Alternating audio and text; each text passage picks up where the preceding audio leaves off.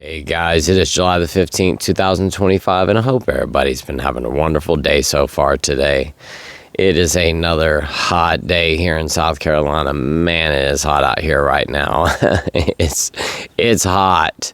Like I was saying the other day, like you can feel the air. It's so thick out here right now. It is going to be a really, really hot day today.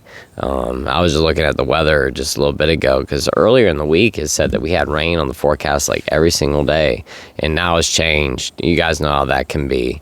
Now we only have rain like I think on Saturday. There's no rain today, no rain tomorrow, and it's just saying rain one more day this week. So that's a plus. I don't have to worry about anything getting like really washed out after I get this tooth pulled. Because the last thing I want to do is have to get out and get on the tractor and stuff like that and deal with that. As a matter of fact, last night, I had walked out back. I was talking to my wife about one of the horses out there because it ended up with a bunch of like cuts on it. I was, like I said, I was talking to my wife about that last night, and she said, I think it's coming from the stump right here. And we have had the hardest time getting rid of these stumps because there was nothing back there. It was just woods when we first moved here. So we've, cut down every tree. We've cleared everything that's back there ourselves. We haven't paid anybody to do that stuff. And a lot of the stumps we've gotten up out of the ground because a lot of the trees were pine, and it's pretty easy to get the pine stumps up. But the hardwood trees, they have deep tap roots. They're pretty difficult to get out, and there were two oak tree roots or stumps that were in the ground that we've tried over and over again to get out of the ground. We just could not get them. And when my wife told me last night that she noticed one of the horses had laid down on the ground and was like rolling over and ended up getting its mane stuck on one of the stumps that's out there. Last night I told her, I said, we've got to do what we got to do to get these out tonight. And I was just planning on taking the chainsaw, and I told my wife, I'm gonna go grab the chainsaw really quick because I had to tighten the chain and make sure I had the chain oil and everything in there. So I went to the shed to get the chainsaw out and get everything ready to rock and roll, and I asked her to start digging around the stump because I just wanted her to dig around it so I could get down as low as I possibly could and kind of just cut it at the base, below ground level so that we could just cover it back up with dirt. But while I was doing that, she ended up digging out like all around it. And I went ahead and got like I said, I had the chainsaw out there, but I went and grabbed an axe and some like those pruning shears, but the really big ones. And the two of us were out there last night until super late. We worked on that one stump, and my wife's like me. When we start doing something, we're not going to give up. We had got to the point where it was like, there was no turning back at that point. We had already cut all these roots back, and we were still, I kept getting the tractor, and I was taking the bucket and like rocking it back and forth, trying to get it out of the ground. It was not coming up. But we were like, this is coming up tonight. We are going to make this thing get out of the ground. So I eventually just kept rocking it back and forth and rocking it back and forth. It was just that main big taproot that we were having a hard time with. And finally, I hooked a toe strap to it, and we pulled it straight up out of the ground.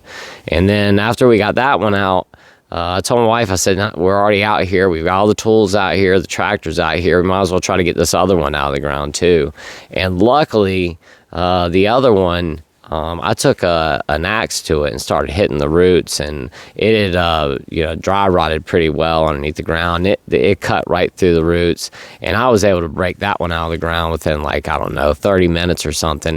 That other one took us hours to get out. We were out there until 11:30 last night trying to get those stumps out of the ground, but we were successful. We finally got them out, but it was super late when we got finished last night. I was up really late last night trying to reply to all the comments from Sunday's video, and I've yet to finish replying to all of them. But by the time that today's video gets up, I'll be done replying to everybody at that point. And thank you so much for sharing your stories of the kind things that you guys went out and did. I had a lot of people tell me stories about things they had done earlier in the week or things that they had done in the past. And I had some people tell me, they went out and did something kind. It just really warmed my heart to hear those stories. It was really neat to hear them. So thank you so much for sharing those with me. But now that I've gone on for 5 minutes talking about my personal life and things going on with us, I just wanted to tell you guys, I planned on replying to all those comments from Sunday's video yesterday, but I ended up getting all caught up in doing that stuff back there last night. And I did a bunch of stuff out here. I was doing yard work all day yesterday. It was a long day yesterday. But anyway, like I said, now that I've wasted 5 minutes talking about all that stuff, let's get into the topic for today. What I wanted to talk about today is something that I actually ran across in one of the comments. I think it was from like Saturday's video or something, and I found it really interesting that this person was talking about this, because it's something that I've spoken about in past shows that I've done or past videos. And I was just going through the comments, replying, and this person brought something up that I just thought was really important to talk about. And when I replied back to him, I told him, I said, I've spoken about this in the past, and I'm glad you brought this up, because I'm going to do a video about it and discuss it. And what that is this individual is talking about that when they were in active addiction, that they couldn't even look at themselves in the mirror. And like I said, I've spoken about this. When I was in active addiction, anytime that I walked past a mirror, I would look down at the ground. I would never look at myself. I wouldn't look at any pictures of myself. I wouldn't look at myself in the mirror. I despised my image. I was so ashamed of myself. I was so guilty. I felt so bad about who I had become. Not only just, with my addiction to alcohol, all the lying and deception that I had done, all the people that I had hurt, all the relationships that I had broken up, all these things, all of those aspects of it, I was completely ashamed of myself for that. But not only that, but my physical appearance, I hated the way that I looked. My whole life leading up to that, I was about the size that I am right now. From the time I was a teenager up until my early 30s, I weighed about anywhere from 150 pounds to 185 pounds. I kind of stayed in that range. I probably weighed about 160 pounds the majority of my life. And then when I ended up getting around 32, 33 years old is when, my addiction just started to spiral out of control. That's when I really started drinking hard liquor too. I had made the transition from beer over to just drinking vodka for the most part at that point. And this is at the time as well that, I pretty much stopped eating for the most part. I wanted to have an empty stomach whenever I drank, because I wanted to maximize the effects of the alcohol, and I wanted it to happen as fast as it possibly could as well. So I didn't eat any food hardly at all. And if I did eat, it was always late at night. I was always blackout drunk. I would go into the kitchen, and I would sleepwalk into the kitchen in the middle of the night. I guess it was my body saying, it needs food. And I would go into the kitchen, like I said, not knowing what in the world I was doing. And then the next morning I'd wake up, there'd be food all over me. And then my wife would, be upset with me in the morning. She'd go in there to make, lunch for the kids or something. And I had pulled out all these leftovers. They'd be laying all over the counter. And I always left that stuff just sitting out. I ruined so much food over the years. And I used to cook, like big, portions of food. You know, if I was making spaghetti, I made a whole bunch of it, and I would put it in containers in the refrigerator. I would make a whole bunch of different stuff for my family to eat. I wanted to make sure that they had leftovers in there so they could just heat them up whenever they wanted them. And often, you know, I'd make like 2 or 3 things for the week, and I'd have all these leftovers in there. And then, like I said, I'd get drunk and pull some big container of spaghetti out, or a big container of chili, or, you know, whatever it was that I had in the fridge. I'd pull it out and just kind of lean over the counter eating this stuff cold right out of the refrigerator. And I didn't even know what I was doing. There were so many times that my wife would tell me the next morning that she had walked into the kitchen in the middle of the night because she heard a noise going on in there, you know, like 3 a.m. And she'd walk in there, and I'm standing in the dark, completely dazed out. I don't even know what's going on. And I'm just standing there, just leaning over the counter, eating food right out of the container, you know. And she'd have to tell me, like, you need to go back to bed. But once again, you know, I really wasn't even eating that much food. I didn't quite understand why I was gaining as much weight as I was. But, you know, looking back on it now, I was drinking, you know, basically liquor and soda. I usually drink Sprite. I mix Sprite with my vodka, you know, and I was probably going through 2 liters of soda a day that I was mixing with my liquor. Who knows how many calories are in a 2 liter of Sprite? I have no idea, but it's got to be a lot. And then, you know, a whole half of a gallon of vodka every single day. You know, I don't know how many calories are in a half a gallon of vodka, but it's got to be a lot too. You know, and these calories, you know, are quickly absorbed. It's not hard for the body to break it down. And, you know, I was probably spiking my blood sugar like crazy every single night when I was drinking in that manner. The one crazy thing is, too, that I learned, you know, after I got diabetes, is that alcohol actually lowers your blood sugar, which makes sense to me, because I would always feel so bad. And, you know, I was hungover, but I didn't quite understand what was going on. I think I've had diabetes for a while now. There would be these moments where I would feel so bad, and I didn't know what it was. But now that I could look at my blood sugar, because I wear a constant monitor, you know, I look at my monitor now, and if my blood sugar's high, I know what that feeling is. And looking back, I felt like crap because my blood sugar was probably through the roof. And I'd start drinking, and I guess it was lowering my blood sugar a little bit, and it would make me feel a little bit better. So, you know, I was kind of self-medicating with alcohol back then, not knowing what was wrong with me. And I should have gone to a doctor, especially the fact that I was gaining as much weight as I was, and I wasn't eating that much food. It didn't really make much sense. But once again, you know, it wasn't just the fact that I was, you know, ashamed of myself. I was also ashamed of my physical appearance. You know, because like I said, I was 160 pounds the majority of my life. And then next thing you know, here I am 100 pounds heavier. You know, leading up right before I got sick, I had started losing weight right before I ended up in the hospital. And I was losing weight pretty quickly. And I wasn't doing anything different, nothing at all. I was still drinking the same amount, if not more. I wasn't eating that much food still at that point.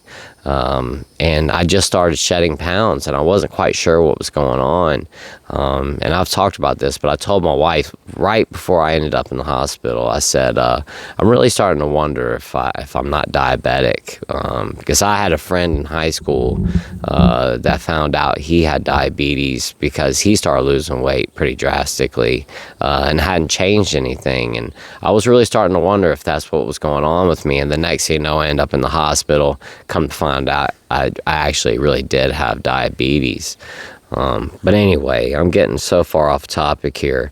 The point of today's video is that, you know, when I was in active addiction, I was so ashamed of myself. I couldn't even look at myself. I really could not. I hated looking at pictures of myself. If my wife had pictures of us, from Christmas or Thanksgiving or something like that, I would get, really upset, especially if she like posted it up online or something, because I did not want people seeing me. I would tell my wife, please don't post that so that people can see how I look, because, she's posting up these pictures up on her social media, and, there's people that we've known for years and years who hadn't seen me since I had gained all that weight, and I did not want anybody to know that I had gotten as big as I had. And, there were also some things, I was in some, local newspapers and stuff like that for things that were going on in the restaurants that I worked at. And I could not look at those pictures. And I've still got those pictures here because I cut them out of the newspaper, but, it was one of those things, you're in the newspaper, you're going to cut it out and save it. But it's not one of those things like I put it in a picture frame and hung it up on the wall because I was so embarrassed of how I looked back then. I mean, ashamed of how I looked. I had gotten so big. And it was all because of the amount of alcohol that I was drinking every day. And I wasn't taking care of myself at all. Right before I turned, 32, 33, somewhere around that area, I used to exercise all the time. I was always outdoors. I was always camping or kayaking or hiking or doing something physical. And, right around that period of time, I stopped doing all that stuff for the most part. I would still go kayaking here and there, but it wasn't as frequent as it was back in the day. Alcohol slowly started to creep into my life and became more important than everything else in my life. And that's when things really started to get really depressing for me. Because I could see, I was slowly starting to notice that my life was changing very subtly every day. I was doing less and less and less. My days off, instead of getting up first thing and getting outside and hopping on the lawnmower or anything like that, I laid in the bed the whole entire day, because I felt so bad. I would drink, myself to the point where I made myself so physically ill that I couldn't even get out of the bed the next day. I would just lay in the bed like I've talked about, with a bottle of vodka right beside me, a big glass of ice, and my mixer right there, and a spoon to stir it with. And I would just lay in the bed and just keep pouring myself drinks. And even thinking about that right now makes me so nauseous, just thinking about that. Especially whenever I would finally decide to walk outside and have my first cigarette of the day. Here I am laying in the bed from, I would wake up very early, 5, 6 o'clock in the morning, and I would start drinking. And, 11:30 in the morning, 12 o'clock, I would finally decide to walk outside and smoke my first cigarette, and it would just blast me off. I would smoke that cigarette, and I would feel how drunk I was really, really quick. And that's when I would always kick myself in the rear end, because I'd go, you just ruined your day. Here it is. We're not even at lunchtime yet, and you're already starting to see cross-eyed. Because that cigarette would seriously set me into another realm. That I would start to see cross-eyed at that point, and just feel completely wasted drunk. And I knew I had ruined my day. Because at some point coming up very soon, right after that, I was going to pass out and, sleep for the remainder of the day until I woke back up again at 7, 8, 9 o'clock at night, and then cracked that bottle and started mixing drinks again and went right back to drinking. I didn't, stop for the rest of the day. I had to go back and start drinking again because I needed to shake that hangover off.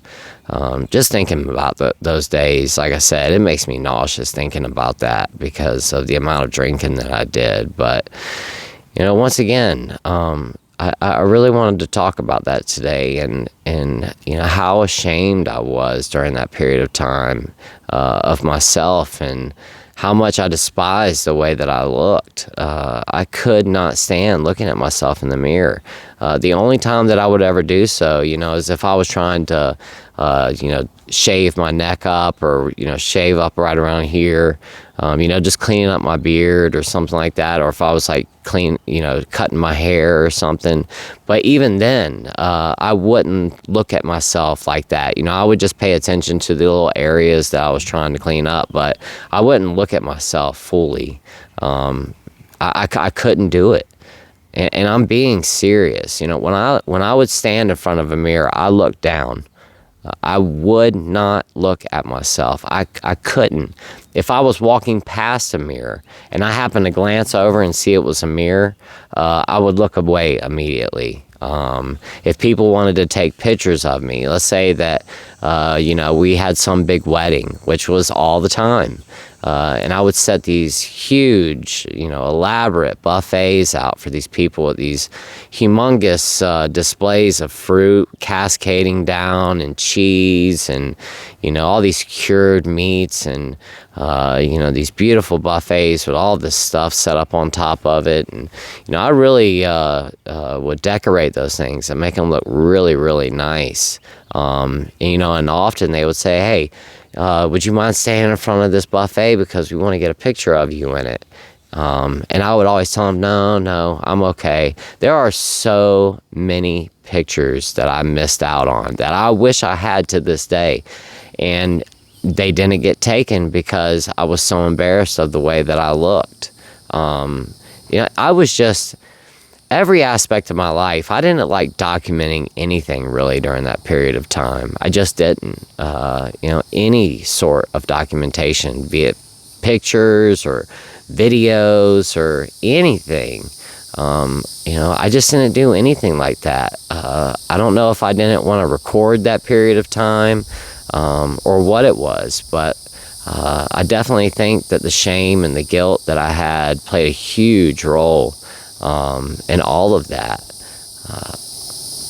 because I really did despise the way that I looked. I had become so big. My face was always so swollen. Always swollen. My face was probably a quarter of the size that it is larger than it is right now. My cheeks were always so red. I mean, bright red. And I always got these red splotches all over me, all over my skin. My skin was just always like splotchy and red. And I have these spider veins right here on my face. They had started to develop, and I started getting them right here on my nose, especially up here behind my glasses. But those spider marks started to develop, and they would really, really stand out. Now you can't see them so much. Because my face just isn't red like that anymore. But back then, when I drank, all of those red lines from those veins would really, really stick out. And when my face turned red, you could see them all just kind of spidering out onto my face and on my nose right there. And I've talked about it. My brother brought it up to me one day. He was like, those veins on your face are an indicator of, people that have a problem with alcohol. And I was like, no, they're not. What are you talking about? Come to find out, it actually really was true. But I mean, it's so sad that it had gotten to the point that I couldn't even look at myself anymore. And I'm sure there's others out there. I'm sure there's people out there right now watching this who went through the same thing. We put ourselves through hell when we're in active addiction. We really, really do. And, we want to get out of it so bad. And we think that it's just for today. It's always this idea of it's just for today. I'm only going to drink for today. Tomorrow I'm going to get sober, but today I'm going to drink, whatever the reason is. I'm hungover. I've got a stressful day coming up. The kids are stressing me out. My job is upsetting me. I had a horrible day at work today. Whatever the excuse is to drink, we make that excuse and we keep telling ourselves, just for today. I'll quit tomorrow, just for today. I'm only going to drink today. And we keep telling ourselves that, and before you know it, 365 days has passed. Time goes by pretty quickly. And those days, they start to add up on top of each other. And like I said, before you know it, it's been a year, 2 years, 3 years, 4 years, 10 years. Next thing you know, it's been a whole decade, and you don't even know where the time went. And it's been 10 solid years of drinking hard liquor every single day. And the destruction on your liver and your organs, your pancreas, your brain, your skin, your heart. It gets to a point where, it becomes irreversible. And I was just speaking with somebody yesterday that was telling me that, they went to their doctor here recently and found out that they had fatty liver. And the thing about it is that, fatty liver can be reversed. It's one of those reasons to go get checked out. Because when I was in active addiction, I always told myself that I didn't want to know. I didn't want to know. Just, I used to tell people all the time, it's one of the things that I really wish I hadn't have said back in the past, but I used to tell people, I just don't want to know. I know my liver is probably messed up. I don't want to know. I would rather just end up in the hospital and then just, be gone after that. And then I ended up in the hospital, and I didn't want to just leave. I wanted to stick around. I was just talking out of the side of my face. I didn't know what I was talking about. Like I said, I wish I hadn't have said those things back then. But fatty liver, like I said, if you go ahead and go speak with the doctor, you go ahead and get your blood work done, you're proactive on this, you might find out, you might have some liver damage, and you just have fatty liver, and you can make some serious lifestyle changes, stop drinking, and you could totally reverse that and go on living your best life. And not end up with cirrhosis or fibrosis or, permanent liver scarring. You can turn fatty liver completely around. It's one of the great things, like I said, about getting checked up. I know how scary it is. We don't want to know. And one of the biggest reasons that we don't want to know, especially when we're in active addiction, is that then we have to make a decision. We've got the facts right there in front of us. When we don't go get checked out, we don't know for certain, so we don't have facts right there. We don't have to make a choice based on facts. But when we go get checked out and, there it is right there on paper in black and white, your bilirubin levels are elevated, your AST and your ALT are elevated, you've got these other markers that are showing that you might have some liver issues, your white blood cell count or platelets or whatever are high, and and then your doctor talks with you and says, hey, I think that you probably have fatty liver, and then you can make a decision based on facts. And, like I said, you can turn that all around and go on living your best life. But if you keep turning a blind eye to it and pretending like it's not there, and going on drinking for years and years and years, it can end up being a really bad situation. And that's that one thing that I can promise, that you do not want to end up in that position. It's just not a good place to be. And, you get so sick when it happens, and the ascites, the collection of fluid in the belly, next thing you know, you're turning orange, your eyes turn yellow. It's just a mess. And, not including just how sick you get, but the amount of medication that you have to take and the time spent in the hospital. And then next thing you know, they're putting you on a transplant list, and then you have to go through that whole process. And depending on the state that you live in, there's a process that you have to go through to get a liver transplant. You have to attend, I don't know how many, but like a certain amount of AA meetings, depending on your state. You've got to do counseling. They want to make sure that they're not going to give a liver out to somebody who is going to go right back to drinking as soon as they get their new liver. They don't want to waste it. They don't want to go through that whole process of doing the surgery and, you know, taking a viable liver from someone else and giving it to you. And then, you know, next thing you know, you recover from everything, and then you go back to drinking because in your mind you're thinking, well, I got a new liver, so, you know, what's a couple of beers going to do? And you guys know how that turns out. Just getting a new liver does not automatically change the fact that you have a problem with AUD. You just have a new liver now. But anyway, I just wanted to share that little tidbit of information today about, you know, when being an active addiction like myself, you know, not looking at yourself in the mirror because the amount of guilt and shame and how bad that you feel about yourself, you know, that you can't stop drinking, that you have absolutely no control on your drinking or whatever the substance may be. You know, it's got complete control over you at that point. And that can be really hard to deal with. And I'm sure, like I said, there's a lot of you out there that have gone through the same thing. You know, you feel so bad about yourself that you don't look at yourself in the mirror when you walk by it. And like I said, now I don't do that at all. It's not like I stand there looking at myself in the mirror all day long, because that's not the case at all. I'm not vain like that. As a matter of fact, I don't spend much time in the mirror at all. But when I do look at myself in the mirror, I don't feel that way anymore. Since I've gotten sober, it's not like it happened immediately. But over these past few years, you know, I've gotten more and more comfortable with myself. I don't feel so guilty and so shameful like I did anymore. Do I feel guilty about some of the stuff that happened back in the day? I absolutely do. Do I feel shameful about that stuff? I absolutely do. But do I feel guilty about myself right now in this moment? No, I do not.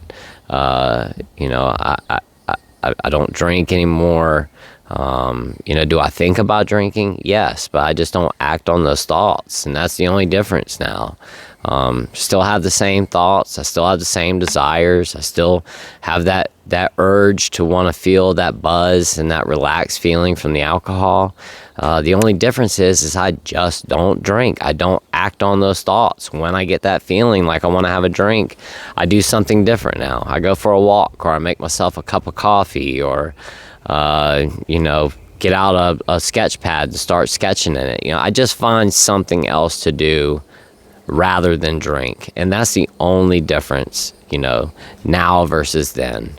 And, you know, the whole point of today's video is that if you are in that place right now yourself, you know, you're not looking at yourself in the mirror, you feel guilty and shameful all the time, you can't stand the way that you look in the mirror, you feel so bad about the things that have happened, you know, over the past couple of years because of your addiction, there is a way out of it. And you can go back to looking at yourself in the mirror and being proud of the person that's on the other side, being happy with yourself, loving yourself again. That was something that I don't think I ever truly really loved myself at all. You know, if the thing is that if I actually did love myself, I wouldn't have done all of the destructive things to my body that I did back in the past. You know, I did not care what happened to me at all. I just didn't. And it wasn't until I got sick and ended up in the hospital I realized I actually really did want to live. That I did want to continue to be here on this earth, and that I wanted to live a different life. I wanted to go through this a different way. I wanted to spend more time with my children and my wife. I wanted to be a better dad, a better husband. You know, I just wanted to be a better person in general. And, you know, you can get your life back. You can go back, like I said, to being proud of yourself again. You know, not minding looking at yourself in the mirror. You know, we all, you know, when we first wake up in the morning and your hair is all hanging off to the side, and, you know, your beard's all jacked up, and, you know, you got crust all in your eyes, and, you know, sheet lines on the side of your face and all that kind of stuff. None of us look at ourselves first thing in the morning and go, man, I sure am good looking, because you just woke up. But, you know, like I said, now when I look at myself in the mirror, I don't have those same thoughts like I used to back in the day, where I just looked at myself and I'd look, as soon as I saw myself in that reflection, my eyes went straight down immediately. I could not handle looking at myself. And I just thought it was crazy that there was somebody else out there who shared that with me in a comment. And there was no, I didn't talk about that or anything. They were just talking with me in the comment and said, I'm at the point where I'm so ashamed of myself. And I'm pretty sure that's what they were saying. But, I feel this way about myself that I can't even look at myself in the mirror. And I told them, that used to be me. I didn't look at myself in the mirror, fully look at myself in the mirror for probably 10 years. I just couldn't do it. I wouldn't take pictures of myself at all. There weren't any selfies or, taking pictures of myself with my kids. If I took pictures of them, it was just them. I didn't want my wife ever taking any pictures of me. If she wanted to take a family picture, every single year when we go to my parents' house for Thanksgiving, my dad sets up his camera and takes a family photo. He takes a picture of, my family, my brother's family, all the grandkids, all of us. We all stand in a different place every time. But it used to be we always stood on my parents' front porch and we took a family portrait, all of us together. My dad has a big DSLR camera, and he's got the little remote button that he can push. So, he comes up and gets in the picture with all of us. And they always take those Thanksgiving pictures and they turn them into Christmas cards. And those are the postcard, Christmas cards that they send out every single year to, friends and family. And I just remember every single year when they would go to take that picture that I tried my best to hide in the back as far as I could. I did not want anybody to be able to see how fat that I'd actually gotten. I wanted to be back behind everybody else, so all that you could see was this part, because I didn't want them seeing the rest of me. And even then, I still didn't like looking at myself. When my wife would take that picture, because my parents would send one to us every single year too for Christmas. And every year, my wife would take that little postcard and she would hang it up on the refrigerator. When I was home by myself, I would take that picture and I would flip it upside down and put it up against the fridge so that I didn't have to look at myself. And how sad is that? There were so many times that my wife came home from work and was like, why is that picture turned around? And, I would make up some stupid lie and tell her something I never would admit, I'm so ashamed and guilty of myself that I can't even look at myself in that picture. But once again, I just thought it was crazy that somebody else brought this up. And, the thing is that when we get sober, we can really get that pride back about ourselves. We can feel good about who we are as individuals. We don't feel so bad about ourselves all the time. That's a really, really sad thing to go through. That when you despise yourself that much that you can't even look at yourself in the mirror. You can't even look at yourself in a picture because you feel so poorly about who you are as a person. But like I said, since getting sober, I don't feel that way anymore. I'm proud of who I am now. Like I said, do I have guilt for some of the things that happened back in the day? Yes, absolutely. Do I have any guilt now for anything I've done recently? No, not at all. I have a completely clean conscience now. I haven't gotten drunk and done anything that I regret. Now that I'm sober, everything that comes out of my mouth, every word that comes out of my mouth, I think about it before I say it. I'm just not running around just, spewing words out of my mouth and just saying what's on my mind without thinking about it first and hurting people's feelings and things like that anymore. I don't do those types of things. I don't wake up in the morning going, what in the world did I say and do last night? I don't wake up in the morning getting on my phone immediately and calling up people that I was with and going, what did I do last night? Tell me. And then when they wouldn't answer the phone, I'm just sitting there about to have a panic attack because I just need to know what happened the night before. I can't remember. And I was terrified. Luckily I never did anything really bad like that. I did a lot of things to embarrass myself. But the possibility was there, and it could have happened. And I put myself in a lot of situations that I should not have been in. But it was all because I was always drunk and I wasn't thinking. You know, and I had the maturity of a 15-year-old my whole entire life. You know, I say it all the time, but I did not start to mature until I got sober, and that was at 42 years old. It's so crazy that I went through my whole entire life with that same mentality. I do not know how I was able to get as far as I was. I really don't, because I truly did think like a child.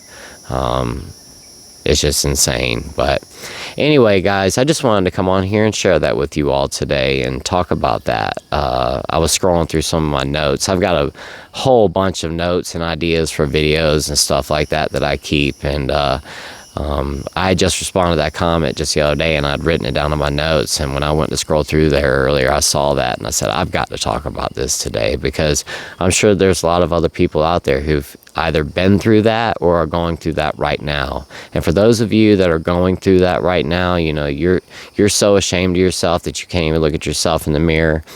There is a way out of that. And, you know, first off, please speak with the doctor first. I know I say this all the time, but it's so important, because it truly is very, very dangerous to quit alcohol abruptly and benzodiazepines. It can be life-threatening. But if you have spoken with a doctor and you're ready to get your life back in order, it is possible. It truly is. And, you know, in some time from now, you could be living your very best life without this ball and chain that you have to drag around with you everywhere you go. Because that's truly what it is when we're in addiction. We're dragging around a ball and a chain with us everywhere we walk. Because we have to constantly worry about, where's my next bottle? Where's my next fix? Where am I going to get the money for it? You know, it's a constant, you know, carrot chase. You're just constantly chasing that carrot. And, you know, when we get sober, you don't have to do that anymore. You can just go on living your life like a normal person.